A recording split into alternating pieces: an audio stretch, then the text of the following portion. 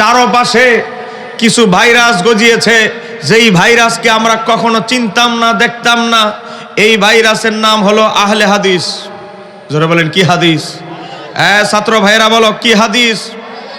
আহলে হাদিস। আজকে আমরা কাউকে কারো ইবাদত বন্দিগি কোনো ব্যক্তির অনুভূতি নিয়ে সহজে আমরা কটাক্ষ করি না, কিন্তু কথা হচ্ছে এই শাহজালালের বাংলায়, এই ভারতীয় উপমহাদেশে যিনি ইসলাম প্রচার প্রকাশ করেছেন, হযরতে খাজাগান হযরতে খাজা মঈনুদ্দিন চিশতি রাদিয়াল্লাহু তাআলা আনহু, যেই শিখানো আদর্শ আমাদেরকে দিয়ে গিয়েছেন। ও বাবা, মনে রাখতে হবে, খাজা গরিবে নওয়াজ কিন্তু যদিও সুফি দার্শনিক হিসাবে আমরা তাকে চিনি, তিনি কিন্তু ছিলেন একজন মদিনার বিখ্যাত মুহাদ্দিস। চিৎকার দিয়ে বলতে হবে আল্লাহু আকবার। খাজা গরিবে নওয়াজের উরুস ওফাত, কিছুদিন আগে ওনার উরুসের ডেট চলে গেল। ও বাবা, আমি খাজা গরিবে নওয়াজের উদাহরণ দিচ্ছি আপনাদেরকে, মিডিয়ার ভাইরা নোট করে নেবেন, এবং আমি দায়িত্ব নিয়ে কথাগুলো বলছি। প্রত্যেকটা কথা কমা পর্যন্ত খেয়াল করবেন, যদি ভুল প্রমাণ করতে পারে তাহলে আমিও ওনাদের গ্রুপে আহলে হাদিস হয়ে যাব, কোনো অসুবিধা নাই, কিন্তু আগে ভুল প্রমাণ করতে হবে। চিৎকার দিয়ে বলতে হবে ঠিক কিনা? এবার আসেন বাবা, এই আহলে হাদিস ফিরকা, তাদের সাথে আমাদের আকীদাগত দ্বন্দ্ব, আমল নিয়ে দ্বন্দ্ব। প্রতিটা মাস, প্রতিটা উৎসব আসলেই তাদের অ্যালার্জি খাইজানি শুরু হয়ে যায়। এটা হলো রজব মাস, মেরাজের মাস, অলরেডি খাইজানি শুরু হয়ে গেছে। মেরাজ কি রজব মাসে হয়েছে 27 তারিখ, না রজব মাসে হয়েছে, না কোন মাসে হয়েছে, এটা নিয়ে বহু মতানৈক্য আছে। তা এই বহু মতানৈক্য যেহেতু আছে, তো এটাকে কোনো দিবস বা গুরুত্ব ইসলামে আছে তার কোনো ভিত্তি নাই। একটু জোরে বলেন নাউজুবিল্লাহ। ও বাবা, আজকে যেই আহলে হাদিস ভাইরা মেরাজের তারিখ নিয়ে গন্ডগোল পাকান, ওনাদের বড় হুজুরের নাম হলো ইবনে কাসির। তার একটা কিতাব আছে আল বিদায়া ওয়ান নেহায়া, খণ্ড নম্বর 3, পৃষ্ঠা নম্বর 338।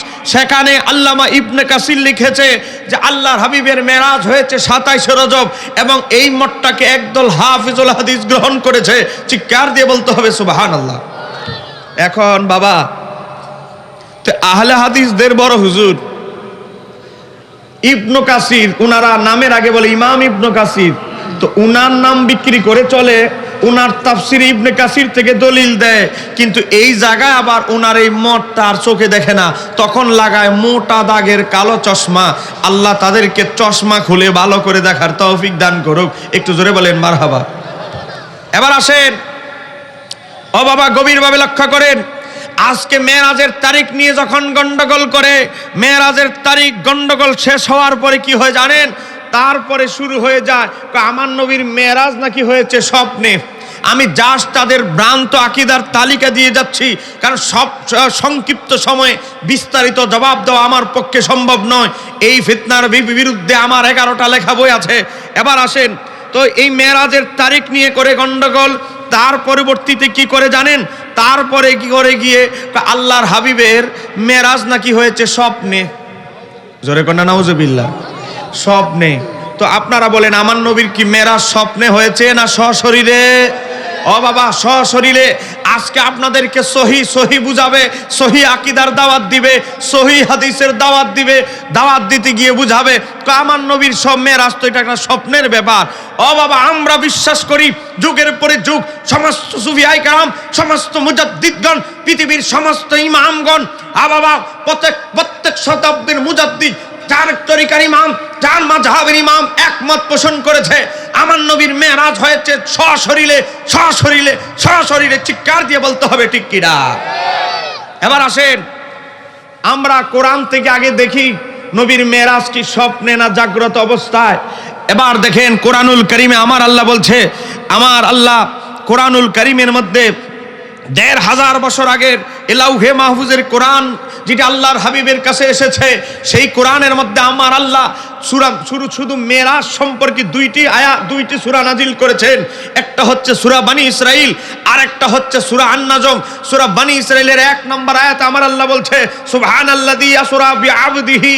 ও বাবা, বিআবদিহি শব্দ আমার আল্লাহ ব্যবহার করেছে। বিআবদিহি মানে বান্দা। তো বান্দা কাকে বলা হয়? বান্দা তাকেই বলা হয় যার দেহের ভিতরে রূহ এবং দেহ একসাথে সমন্বয় সাধিত হয়েছে, তাকেই বলা হয় বান্দা।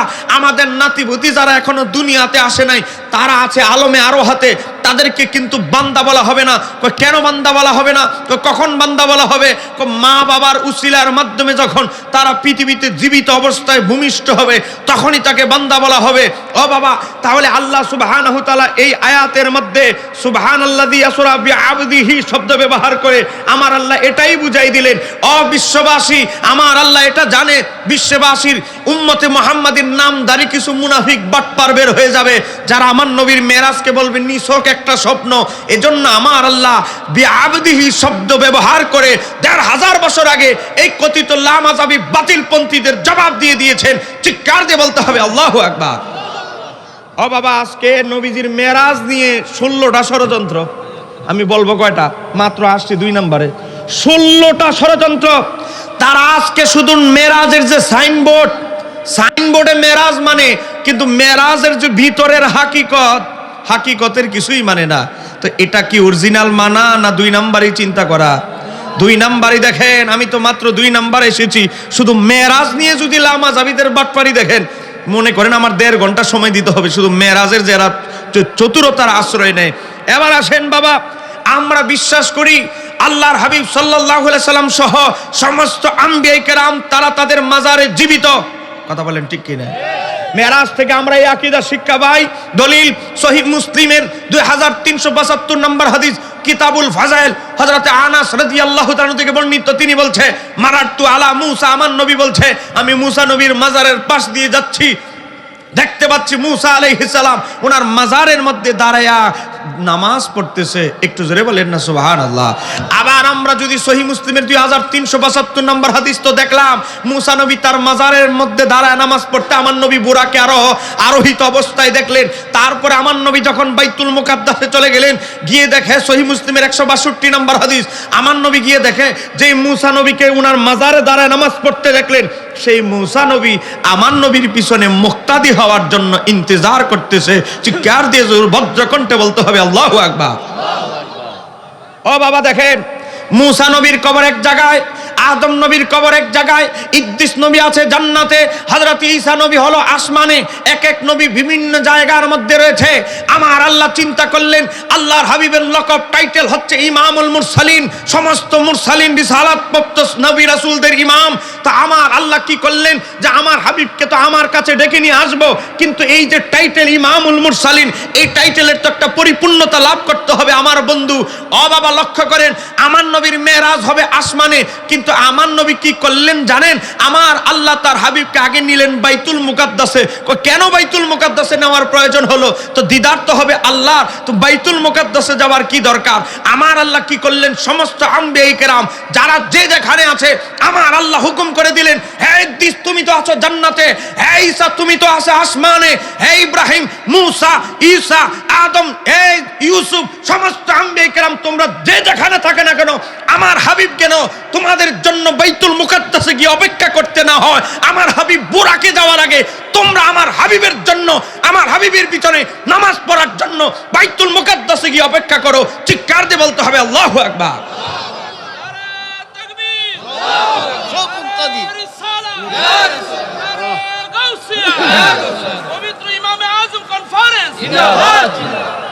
ও বাবা, আপনারা কি বিরক্ত হচ্ছেন? বাইরে যারা আছেন একটু কষ্ট করে বসেন। আমার ইচ্ছা ছিল 10টা বাজে মাইক ধরার, কিন্তু প্রোগ্রামটা আমার পড়ে গেছে বহুত দূর, এখান থেকে সেটিং করাটা জটিল। কিন্তু আমি যেহেতু ওয়াদা দিয়েছি, পাশাপাশি আমার বাজান হুজুরের যে বড় সাহেবজাদা আমাদের মাইনুদ্দিন ভাই, আল্লামা মাইনুদ্দিন ভাই, তিনি আমরা একসাথে হোস্টেলে সিট পড়েছিল কাছাকাছি, তখন থেকেই আমি হুজুরের সম্পর্কে জানি। জোরে কন্যা মারহাবা। তো বাইরে যারা আছেন কষ্ট করে একটু বসেন। বাইরে যারা আছেন সরিয়ে সিটে ঘুরে কি করবেন? ঘুরে তো কোনো লাভ নাই, তো একটু বসেন, মহাব্বতে বলেন আল্লাহুম্মা।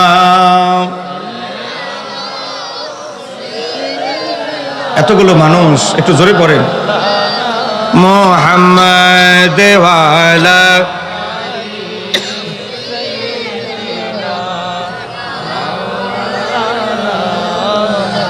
আমার বাবারা ভাইয়েরা গভীর মনোযোগ দেখেন, আজকে প্রত্যেকটা সেক্টরে কি চক্রান্ত চলছে।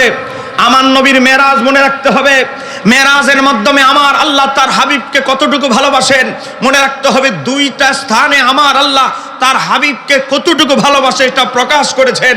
ও বাবা, গতকালকের আগের দিন এক জায়গায় একজনের প্রশ্ন করলো আমাকে, কোন জায়গায় জানি, ডায়েরি দেখলে বলতে পারবে, এক ছেলে আমাকে কাগজ দেখে প্রশ্ন করেছে যে হুজুর, তা আমরা তো জানি আল্লাহ আলিমুল গায়েব, আল্লাহ ও অগ্রিম ভবিষ্যৎ সম্পর্কে জানে, তো আল্লাহ তো সর্বপ্রথম 50 ওয়াক্ত নামাজ দিল, তো নবী যে 5 নং 45 9 বার আসা যাওয়া করলো, তো আল্লাহ তো জানে সর্বশেষ টিকবে 5 ওয়াক্ত, তো বারবার নবীকে না উঠায়া নামায়া একবারেই তো 5 ওয়াক্ত দিয়ে দিলে পারতো, কিন্তু আল্লাহ 9 বার নবীকে তার বন্ধুকে কেন নিলেন, এটার ব্যাখ্যা জানতে চাই। একটু জোরে কন্যা মারহাবা।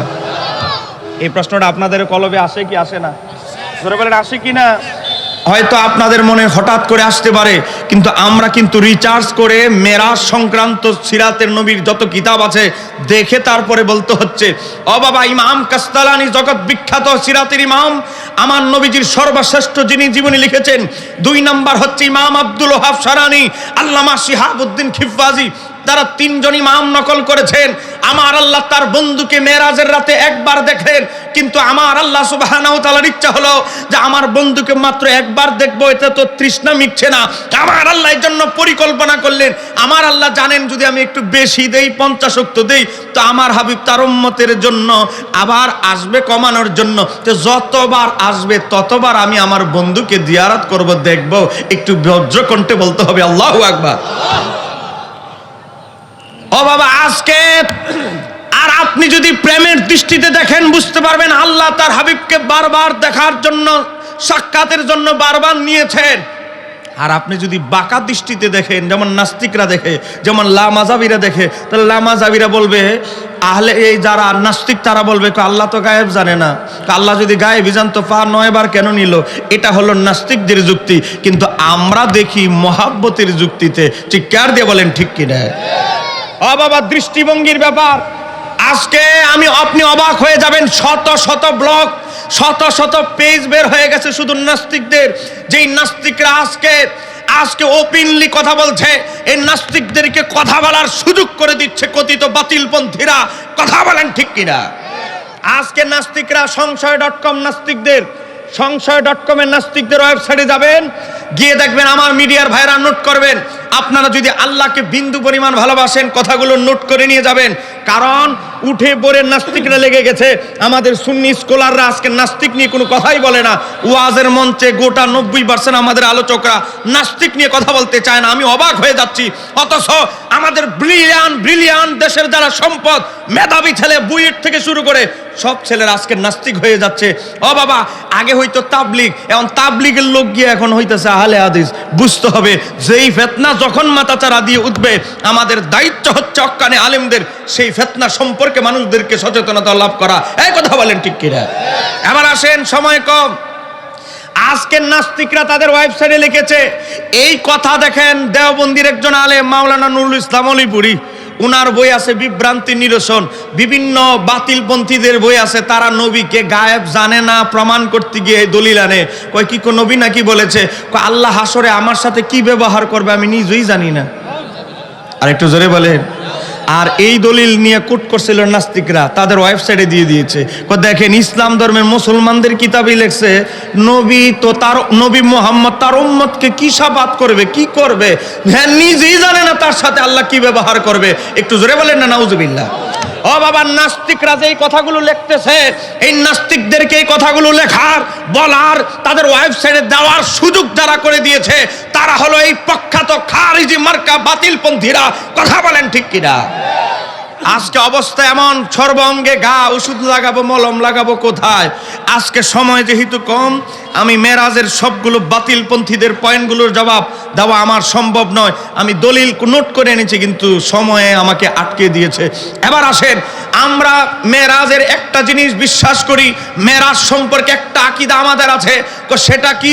সেটা হচ্ছে আমার আল্লাহ তার হাবিবের সাথে মেরাজের রাতে দিদার দিয়েছেন, এবং আমার আপনার নবী চর্ম চোখে 2 নয়নের চোখ দ্বারা আল্লাহকে দেখেছে। আপনাদের কি এই আকীদা আছে? জোরে বলেন আছে? তাহলে ফেরেশতাদেরকে দেখায় দেন নারায়ে তাকবীর, নারায়ে রিসালাত, ইমাম আজম কনফারেন্স। হ্যাঁ বাবা, আজকে আপনাদেরকে বুঝাবে নবীর মেরাজ তো স্বপ্নে, আল্লাহকে সরাসরি দেখা সম্ভব নয়। ডজন খানিক বইয়ের কথা আমি আপনাদেরকে রেফারেন্স দিতে পারবো। এবার আসেন, এবার আমরা দেখি নবী কি বলে, যিনি মেরাজে গেলেন তিনি কি বলে দেখি। মৌলবীদের কথা শোনার আমাদের টাইম নাই। জগৎ বিখ্যাত হাদিসের কিতাব মুসনাদে আহমদের 2580 নম্বর হাদিস, আন ইবনে আব্বাস রাদিয়াল্লাহু তাআলা আনহুমা ক্বালা রাসূলুল্লাহ সাল্লাল্লাহু আলাইহি ওয়াসাল্লাম রাআইতু রাব্বি ওয়া তাবারাকা ওয়া তাআলা, আমি আমার রবকে দুই নয়নের চোখ দ্বারা মেরাজের রাতে দেখেছি। বজ্রকণ্ঠে বলতে হবে সুবহানাল্লাহ। তাহলে নবী বলে আমি মেরাজের রাতে দেখেছি আমার রবকে দুই নয়নের চোখে, নবী বলে দেখেছি। আল্লাহ মাযহাবী শায়েখরা বলে আল্লাহকে নবী দেখে নাই। আমরা কি লামাযহাবী শায়েখদের কথা শুনবা না নবীর কথা? জোরে বলেন কার কথা? আজকে এই হাদিসকে আহলে হাদিসদের বড় হুজুর নাম হলো নাসিরউদ্দিন আলবানী। তার একটা বই আছে সিলসিলাতুল আহাদিসুস সহিহা, সেই কিতাবের মধ্যে আলবানী পর্যন্ত বলেছে এই হাদিসটা সহিহ।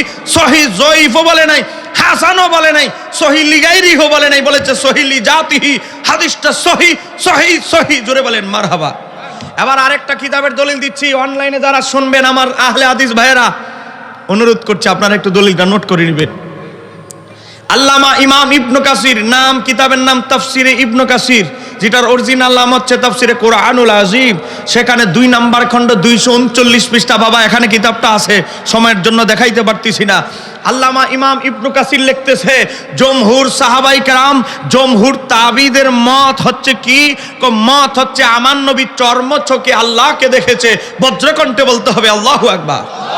ও বাবা, ইমাম কাজী আইয়াজ শিফা শরীফে নকল করেছে, 29 জন ইমাম এই কথাটা কুট করেছে, কপি করেছে, নোট করেছে। কই কি কথা? সেটা হচ্ছে ইমাম আহমদ ইবনে হাম্বল, যিনি 10 লক্ষ হাদিসের হাফেজ ছিলেন। ইমাম আহমদকে সওয়াল করা হলো, জিজ্ঞাসা করা হলো, হে ইমাম আহমদ ইবনে হাম্বল, আপনি বলেন তো নবী কি মেরাজে আল্লাহকে দেখেছে? তখন ইমাম আহমদ ইবনে হাম্বল কি বলতে লাগলেন জানেন? নবী আল্লাহকে দেখেছে দেখেছে দেখেছে দেখেছে দেখেছে দেখেছে বলতে বলতে বলতে উনার নিঃশ্বাসটা শ্বাসটা যতক্ষণ চালু ছিল ততক্ষণ পর্যন্ত শুধু বলেছে দেখেছে দেখেছে দেখেছে দেখেছে বলতে বলতে উনার শ্বাসনালীর শব্দ বন্ধ হয়ে গেল। এর আগ পর্যন্ত ইমাম আহমদ বলতেই লাগলেন আমার নবী আল্লাহকে দেখেছে দেখেছে। চিৎকার দিয়ে বলতে হবে আল্লাহু আকবার। ওরে বাবা রে, 10 লক্ষ যিনি হাদিস মুখস্থ কলবে, ইমাম আহমদ ইবনে হাম্বল, তিনি বলে আমার নবী মেরাজে আল্লাহকে দেখেছে। তাহলে আপনারা বলেন গোটা পৃথিবীর ইমাম আহলে হাদিসদের যত মৌলবী ইমাম বলেন, শায়েখ বলেন, যত কিছু আছে, তারা ইমাম আহমদের স্যান্ডেল পার করার মতো যোগ্যতা হবে না। ইমাম শামসুদ্দিন জাহাবী ইমাম আহমদের জীবনীতে সিয়ারুল আলামিন নুবালার মধ্যে লিখেছে যে ইমাম আহমদ ইবনে হাম্বল টোটালি প্রায় 200 বারের উপরে স্বপ্নে আল্লাহকে দেখেছে। আল্লাহকে দেখছো 200 বারের উপরে।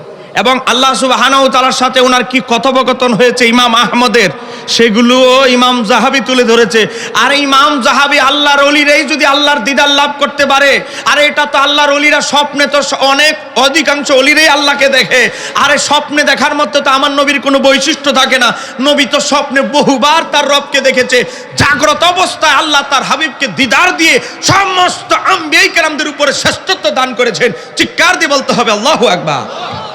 আমার বাবারা ভাইয়েরা, সময় কম, এজন্য আমি বিস্তারিত বলছি না।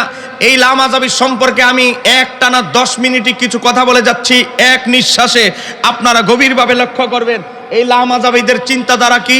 আমাদের যারা আমরা যে মুস্তাহিদ, ইমাম আবু হানিফা, ইমাম শাফি, ইমাম আহমদ, ইমাম মালিক, এই মুস্তাহিদদের ইজতিহাদকৃত গবেষণাকৃত মতকে গ্রহণ করি, এটার নামই মাযহাব। তো এই মাযহাব অনুসরণ নিয়ে তাদের অ্যালার্জি খাজানি।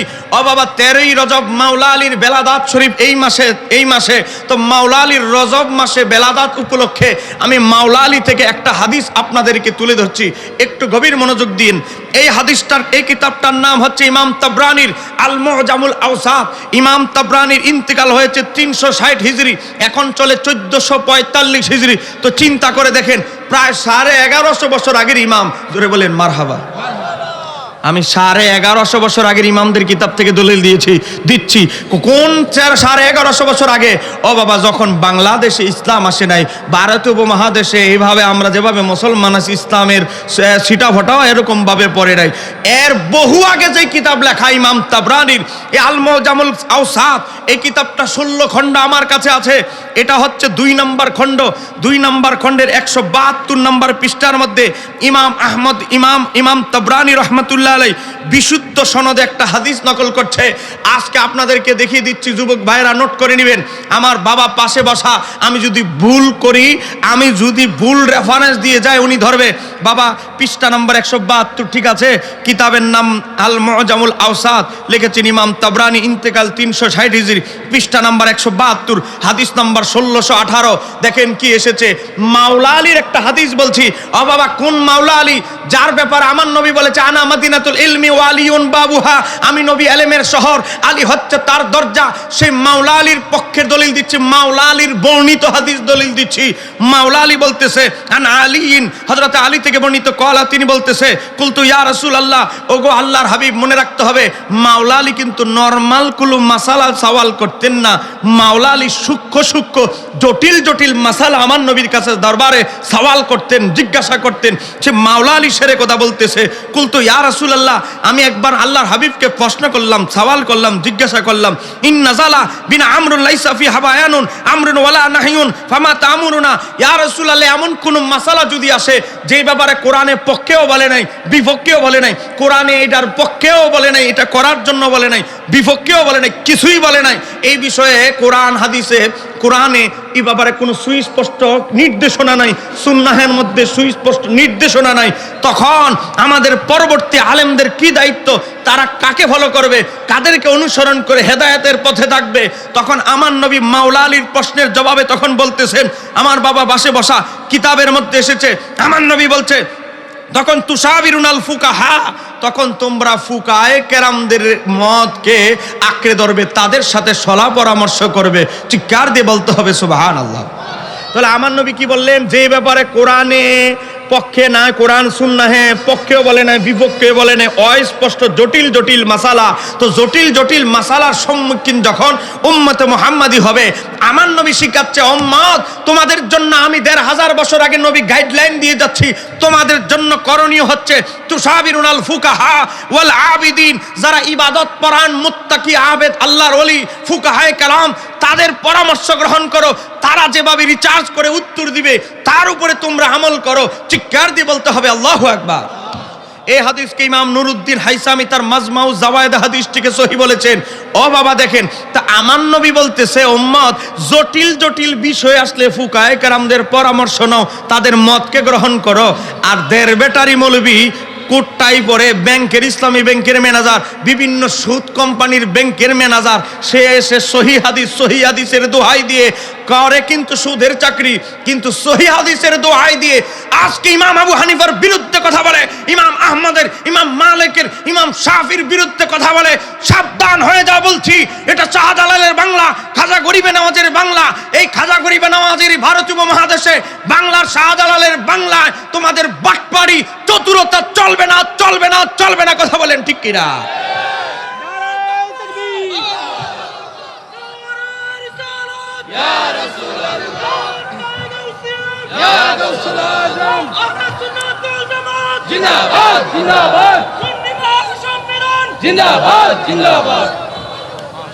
সময় কম, যেহেতু এশারের পরে আমি প্রথম বক্তা, একটু সেটিং একটু ঝামেলা হবে। আপনারা একটু সুন্দর করে বসলে সেটিংটা দ্রুত সেটিং হবে, তারপরে আমার পরবর্তী বক্তার আলোচনা করতে একটু সুন্দর হবে। গভীর মনোযোগ। আমি আপনাদেরকে 10 মিনিটে এক নিঃশ্বাসে কয়েকটি কথা বলছি, গভীরভাবে লক্ষ্য করবেন। আমার কথা যদি অবাস্তব হয় হাত তুলবেন, আপনার জবাব দিয়ে তারপরে আমি যাব।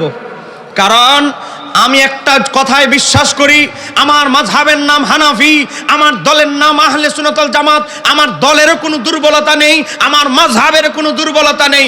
এই কথা বলেন ঠিক কিনা? আমার কোনো দুর্বলতা নেই, ফালায়া যাব, 9-6 দিয়ে ভেগে যাব, এই মন মানসিকতা, এই সাহস নিয়ে স্টেজে বসি নাই। এবার আসেন, আপনারা বলেন, আমাদের বাপ দাদা পূর্বপুরুষ আমরা যেই সুন্নতে আদর্শে লালন পালন করেছি, এই লামাযাবিদের 1 নাম্বার টার্গেট হলো তারা ব্যতীত পৃথিবীতে আর কেউ মুসলমান নাই। একটু জোরে বলেন না নাউজুবিল্লাহ। তো এখন আপনারা আহলে হাদিস না, ওনাদের মতে আপনারা মুসলমান নাই। একটু জোরে বলেন না নাউজুবিল্লাহ। আজকে কথায় কথায় শিরিকের ফতুয়া, ও বাবা শিরিকের ফতুয়া, এটা আম পাতা ছিঁড়ার মতো অবস্থা হয়ে গেছে তাদের কাছে। আজকে দেখেন আমাদের মসজিদে আল্লাহর পাশে নবীর নাম আছে না নাই? জোরে বলেন আছে না নাই? আজকে মসজিদে আল্লাহর পাশে নবীর নাম লিখি শিরিক। আরে বাবারে, শিরিক এত সস্তা হয়ে গেছে, কত সহজ হয়ে গেছে শিরিক ফতুয়া দেওয়া। শিরিক ফতুয়া কত আম পাতা ছিঁড়ার মতো অবস্থা হয়ে গেছে।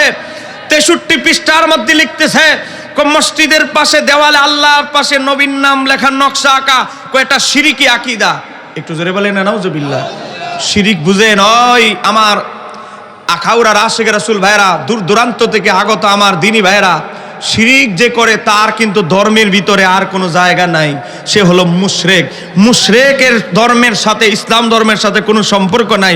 তা আল্লাহর পাশে আমরা যে মসজিদে নবীর নাম লিখি, আজকে ফতুয়া দিয়ে দিয়েছে এই আব্দুর রাজ্জাক বিন ইউসুফ, তার বইয়ের নাম প্রিয় নবী লিখেছে রাসূল সাল্লাল্লাহু আলাইহি সাল্লামের সালাত, নাম কিন্তু বহু সুন্দর বইয়ের, কিন্তু উপরে মধু ভিতরে হলো বিষ।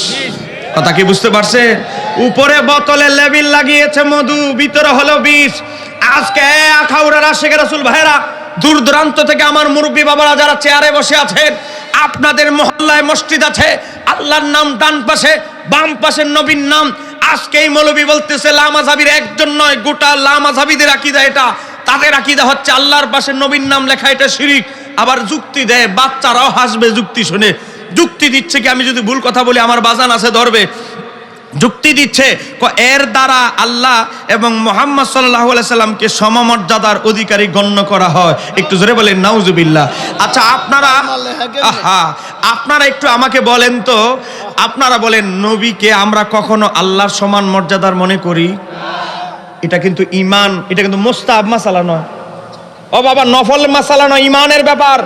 মুশরিক ফতুয়া দিচ্ছে, আপনারা যদি তাদের ব্যাপারে চুপ থাকেন তাহলে হবে না। তো আপনারা বলেন আমরা কি নবীকে আল্লাহর সমান মর্যাদার মনে করি? আমার আল্লাহর সমান কেউ হতে পারে? আমার আল্লাহর মর্যাদা হচ্ছে অসীম, যার কোনো সীমারেখা নাই। ও বাবা, আমার নবীর মর্যাদা হচ্ছে সসীম। আমার নবীর মর্যাদার একটা সীমারেখা আছে, আল্লাহর পরে নবীর মর্যাদা, কিন্তু আমার আল্লাহর মর্যাদার কোনো সীমারেখা নাই। তো অসীম সত্তাকে সসীম কখনো এক সমান হতে পারে না, ধারণ করতে পারে না। ও বাবা, আজকে আমাদের মক্তবের বাচ্চা সেও জানে আমার আল্লাহর সমকক্ষ কেউ হতে পারে না, কিন্তু আমাদেরকে মিথ্যা অভিযোগ দিয়ে, বহতান মিথ্যা অভিযোগ দায়ের করে আজকে সুন্নি মুসলমানদেরকে, আমি বাংলাদেশের 64 জেলায় মাহফিল করেছি, 64 জেলায় আমি বিভিন্ন মসজিদে গিয়ে নামাজ পড়তে হয়েছে, 64 জেলার মসজিদে গিয়ে দেখেছি আল্লাহর পাশে আল্লাহর নাম ডান পাশে, বাম পাশে নবীর নাম। আজকে 90% আমি কমিয়ে ধরলাম, আর 90% বাংলাদেশের মসজিদ আল্লাহর পাশে নবীর নাম।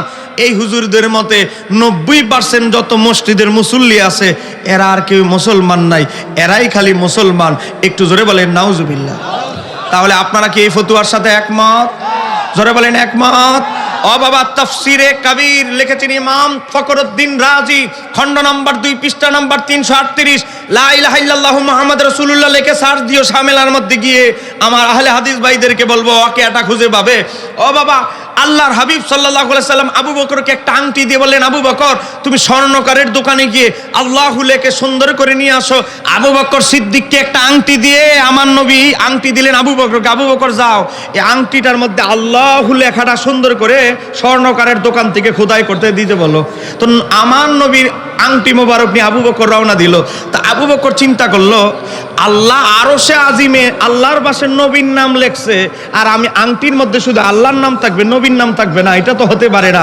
তা আবু বকর স্বর্ণকারকে বললে, রে সাবধান, ডান পাশে আল্লাহর নাম, বাম পাশে আমার নবীর নাম থাকবে, টাকা যত লাগে তা দিবা আমি আবু বকর, কিন্তু ডিজাইনটা হতে হবে অত্যাধুনিক সুন্দর। একটু জোরে কন্যা সুবহানাল্লাহ।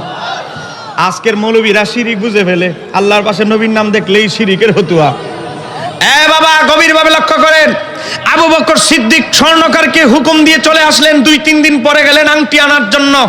আবু বকর সিদ্দিক আংটি আনতে গিয়ে দেখে সুন্দর করে যেভাবে বলা হয়েছে সেভাবেই করলো। আংটি নিয়ে রওনা দিলেন। আমার আল্লাহর বড়ই পছন্দ হলো। আবু বকর আল্লাহর নামের পাশে নবীর নাম জুদা করতে চায় নাই, এটা আমার আল্লাহর বড়ই পছন্দ হলো।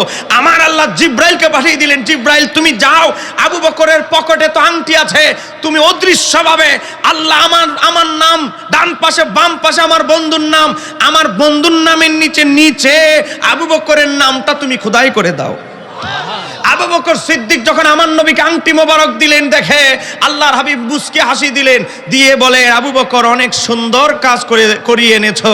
আবু বকর সিদ্দিক যখন দেখলেন নবীর নামও আছে, আল্লাহর নামও আছে, নিচে আছে আবু বকর সিদ্দিকের নাম, আবু বকর তো হাউমাউ করে কেঁদে উঠলেন, ইয়া রাসূলুল্লাহ আমি এত বড় বেয়াদবি করার সাহস আমার হয় নাই, আমি তো এটা করি না, আমি তো আল্লাহর নাম এবং আপনার নাম, আল্লাহর নামের পাশে আপনার নাম খোদাই করতে বলেছি, নিশ্চয়ই এটা স্বর্ণকার, এই বেটা বাটপারি করেছে, সে একটু সীমালঙ্ঘন করে ফেলেছে, ইয়া রাসূলুল্লাহ আমার বেয়াদবি আপনি ক্ষমা করেন, আমি কেন খেয়াল করলাম না।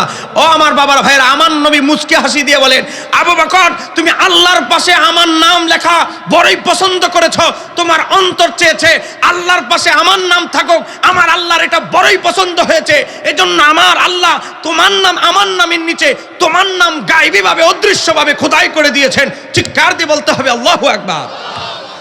আজকে আব্দুর রাজ্জাক বিন ইউসুফ তার বইয়ের 63 পৃষ্ঠায় লিখতেছে মসজিদে আল্লাহর পাশে নবীর নাম লেখা শিরিক। তাহলে আবু বকর সিদ্দিকের চাইতে কি এই হুজুর শিরিকটা একটু বেশি বুঝে? তাহলে এই হুজুরের ফতুয়া বোঝা গেল সবচেয়ে বড় মুশরিক হলো মনে হয় আবু বকর সিদ্দিক। একটু জোরে বলেন না নাউজুবিল্লাহ। আজকে এটা চলতেছে নাম্বার 1। এই আহলে হাদিসদের চিন্তা হলো যারা জীবিত আছে, মুসলমান, হানাফি হোক, মালিকি হোক, শাফি হোক, তাদেরকে তো আমরা প্রতারিত করব। তারা চিন্তা করছে আজকে যারা মৃত্যুবরণ করেছেন, মারা গেছেন, তাদের কেউ প্রতারিত করা। শেষ করে দিচ্ছে 2 মিনিটে। দেখেন আজকে এই ভদ্রলোকের কাছে সওয়াল করা হলো 63 পৃষ্ঠা এই আব্দুর রাজ্জাক বিন ইউসুফের কাছে, মৃত ব্যক্তির লাশ যদি পুরাতন হয়ে যায়, এই কবরকে কি কবর বলা যাবে না কি বলতে হবে? একটু জোরে কন্যা নাউজুবিল্লাহ। ও বাবা একটু মনোযোগ দিয়ে, যাদের বাবা মা কবরে আছে, দাদা দাদি কবরে আছে, একটু মনোযোগ দিয়ে শুনবেন।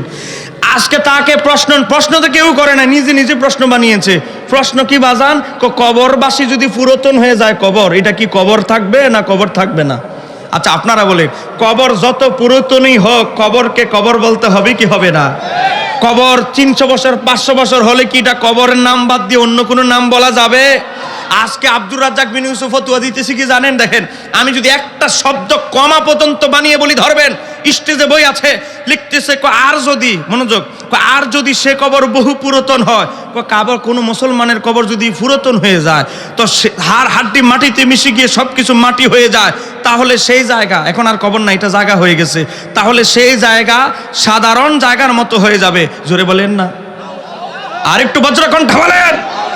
এরপরে বলতেছে কবর যদি পুরাতন হয়, লাশটা যদি মাটি খেয়ে ফেলে, কইটার কবর নাই, কইটা সাধারণ জায়গার মতো হয়ে যাবে। তো সাধারণ জায়গা হলে কি হবে? তারপরে লিখতেছে সেই জায়গায় ফল ফসল উৎপাদন করা যাবে, ঘর নির্মাণ করা যাবে, সব ধরনের সুবিধা সেখান থেকে করা যাবে, নেওয়া যাবে। ও বাবা, ঘর নির্মাণ করলে কি টয়লেট বানাইতে হয় কি হয় না? টয়লেট ছাড়া কি কোনো বিল্ডিং ঘর হয়? তাহলে আজকে মুসলমানদের কবরের উপরে যারা টয়লেট বানানোর ফতুয়া দেয়, আপনি কি মনে করেন তারা মুসলমানদের কখনো শুভাকাঙ্ক্ষী হতে পারে? আরো জোরে বলেন হতে পারে।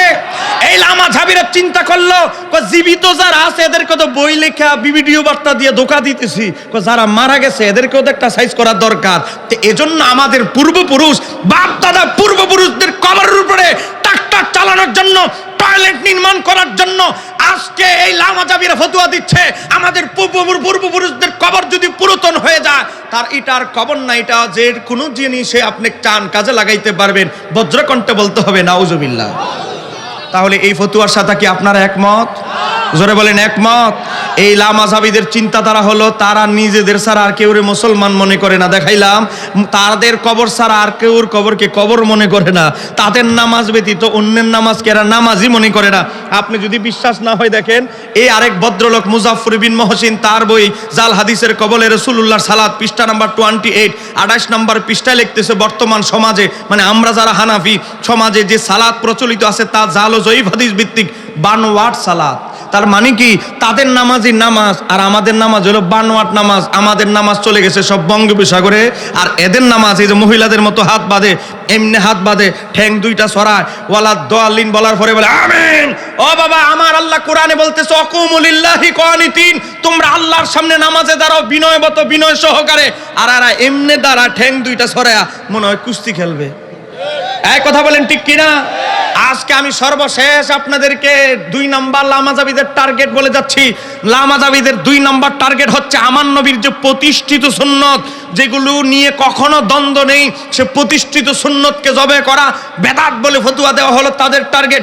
যেমন প্রতিষ্ঠিত সুন্নত কি, যেটা নিয়ে মতভেদ নেই, যেমন টুপি পরা আমার নবীর সুন্নত। কোনো সন্দেহ আছে? এই আপনারা কি আমার সাথে রাগ করেছেন নাকি? আমি তো শেষ, আমার পরবর্তী বক্তা আমার বড় ভাই চলে এসেছে। বড় ভাই যেখানে আসে সেখানে আর ছোট ভাইদের কথা কি আর চলে? আমার বড় ভাই সুললিত কণ্ঠে আলোচনা করবেন, গভীরভাবে লক্ষ্য করেন। টুপির আমার নবীর প্রতিষ্ঠিত সুন্নত, এক বিন্দু পরিমাণ কোনো সন্দেহ আছে? জোরে বলেন আছে? আজকে তারা কি লিখতেছে দেখেন, এই আব্দুর রাজ্জাক বিন ইউসুফ তার বইয়ের 140 পৃষ্ঠা কি লিখছে। 140 পৃষ্ঠার মধ্যে হেডিং দিয়েছে শিরোনাম সালাতের সময়। দেখেন, আমি যদি ভুল কথা বলি, আল্লামা মুফতি গোলাম কিবরিয়া হুজুর আছেন, তিনিও ধরবেন। সালাতের সময় টুপি পড়তে হবে কি? এই প্রশ্ন তো তার দরকারই নাই। তারপরেও মুসলমানদেরকে সুন্নত থেকে দূরে ঠেলে দেওয়া হচ্ছে তাদের টার্গেট। এই মিডিয়া ভাইরা দেখেন, 140 নম্বর পৃষ্ঠার মধ্যে লিখতেছে, এই আব্দুর রাজ্জাক বিন ইউসুফ প্রশ্ন নিজে করতেছে নিজেকে, সালাতের সময় নামাজ পড়ার সময় কি টুপির দরকার আছে? উত্তর দিতেছে, রাসূল সাল্লাল্লাহু আলাইহি সাল্লাম টুপি মাথায় দিয়ে সালাত আদায় করতেন, তার কোনো প্রমাণ নেই। আর একটু জোরে বলেন বাজান, তার কোনো প্রমাণ নেই শব্দটা আছে না নাই? আজকে বলেন আপনারা, ফতুয়া আমি দিতে হবে না, ফতুয়া আল্লামা মুফতি গোলাম কিবরিয়া দিতে হবে না, টুপি যে আমার নবীর সুন্নত, এতে আপনাদের কোনো দ্বন্দ্ব আছে? কোনো কলবে কোনো সংশয় আছে? তাহলে আমি কি বলতেছিলাম শিরোনাম, যে লামাজাবিদের বড় টার্গেট হচ্ছে প্রতিষ্ঠিত সুন্নত, যে সুন্নতগুলো নিয়ে কোনো দ্বন্দ্ব নাই সমাজে, এগুলোকে সংশয় সৃষ্টি করে দিবে মানুষের কলবে। যেমন আমরা জানাজার পরে দোয়া করেছি, তারা এদের অ্যালার্জি খাদ্যানি আমরা সহ্য করতে হয়েছে, কিন্তু দাফনের পরে দোয়া করতেছি আমাদের পূর্বপুরুষরা করেছে, কোনো সন্দেহ আছে? হ্যাঁ, আপনারা বলেন দাফনের পরে আমরা দোয়া করেছি কিনা? আজকে তারা কি লিখতেছে, দাফনের পরে 315 পৃষ্ঠা আব্দুর রাজ্জাক বিন ইউসুফ লিখতেছে, দাফনের পরে হাত তুলে মুনাজাত করা যাবে না। বাজান আসেনি নাই, করা যাবে না আছে। আজকে করলে কি হবে? তারপরে লিখতেছে শরীয়তে তার কোনো ভিত্তি নাই। দাফনের পরে যে দোয়া করি আমরা, এটাও বলে শরীয়তে ভিত্তি নাই। ও বাবা, এরপরে দেখেন, এটা এমন সুন্নত, দাফনের পরে দোয়া, এটা প্রতিষ্ঠিত সুন্নত। তারপরে আসেন প্রতিষ্ঠিত সুন্নত কি, আমরা জুমার দিন হোক, বিভিন্ন দিবসে, গুরুত্বপূর্ণ সময় সূরা ফাতিহা ইখলাস কোরআন তেলাওয়াত করে, ইসালে সওয়াব করে, মা বাবার রুহে আমরা মুনাজাত করি কি করি না? বলেন আমরা কবর জিয়ারত করি কি করি না? এটা নিয়েও খেলা, খাইজানি অ্যালার্জি 316 পৃষ্ঠা লিখতেছে, কবরস্থানে গিয়ে সূরা ইয়াসিন বা কোরআন তেলাওয়াত করেও দোয়া করা যাবে না। করলে কি হবে? লিখতেছে তা সম্পূর্ণরূপে বেদাত। আধা বেদাত না, ছোট বেদাত না, কম বেদাত না, এটা পুরাপুরি বেদাত। আপনারা বলেন, ও বাবা, আপনার বাপ দাদা পূর্বপুরুষ দাদার জন্য কবরের কাছে গিয়ে দোয়া করেছেন কি করেন নাই? করেছেন। আজকে আমি তো মাত্র 2-3টা উদাহরণ দিলাম। আপনি যদি বলেন আমি এক নিঃশ্বাসে এখন বসা 100 উদাহরণ দিতে পারবো। এই লামাজাবির আমার নবীর শত শত সুন্নতকে জবাই করে দিচ্ছে। এজন্য আমরা আমাদের উস্তাদ আল্লামা ওবায়দুল হক নইমি তিনি একটা হাদিস পড়িয়েছিলেন।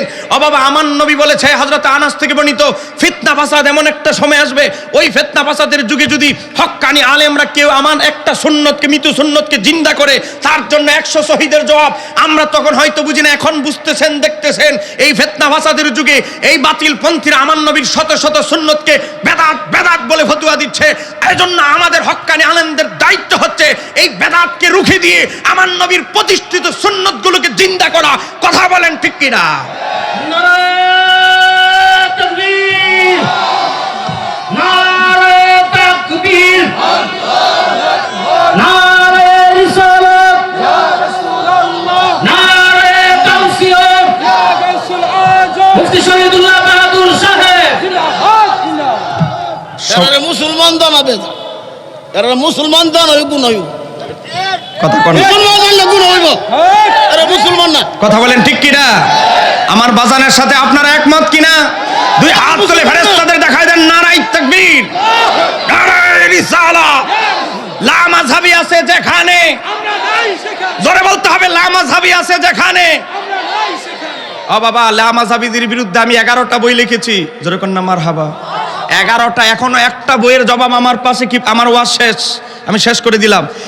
আমি 11টা বই লিখেছি, দেখেন এই যে আরো বই, আমি কেন মাযহাব মানবো, 312 পৃষ্ঠা। কত সালে বের হয়েছে জানেন? দেখেন অলরেডি 22,000 কপি চলে গেছে।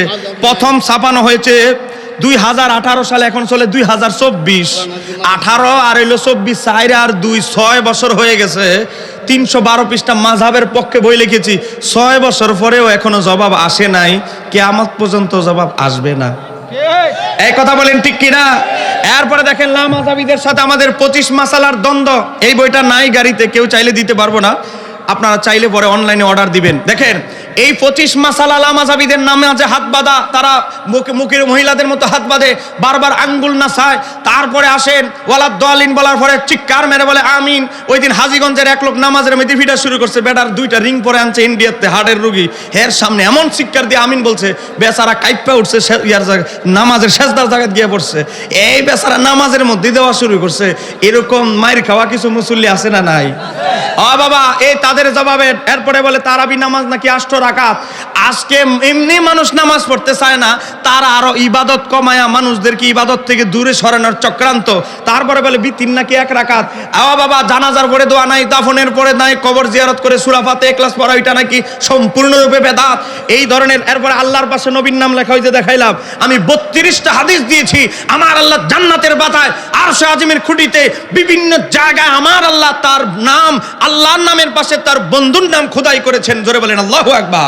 এই বইয়ের মধ্যে আপনারা পাবেন 25 মাসালার জবাব। কারো লাগলে শর্টকাটে 2 মিনিটে আপনারা নেবেন। আরেকটা বই, এটা সবার জন্য না, এটা যারা সুদী সমাজ, যারা বই বুঝেন, তরিকাপন্থী মানুষ, গাউসে পাকের লেখা সিররুল আসরারের পরিপূর্ণ বাংলা অনুবাদ, নাম হচ্ছে তাসাউফ দর্শন।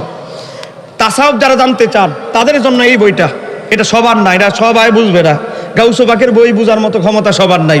এই বইটা আপনারা নেবেন 150 টাকা। তাসাউফ কাকে বলে, তরিকত কাকে বলে, হাকিকত কাকে বলে, একজন সুফি দার্শনিক হতে হলে, তরিকাপন্থী হতে হলে কি কি গুণ লাগবে, এই বইটা আছে। এই বইটার আমি 1 কপি আমার বাজান আল্লামা আবুল কাসেম নুরি মাদ্দাজুল্লাহ আলীকে 1 কপি উপহার দিচ্ছি। জোরে কোন মারহাবা। বাজান গাউসে পাকের বই, মারহাবা। জি, ইনশাআল্লাহ আমার ভাই আলোচনা করবে। আসসালামু আলাইকুম ওয়া রাহমাতুল্লাহ।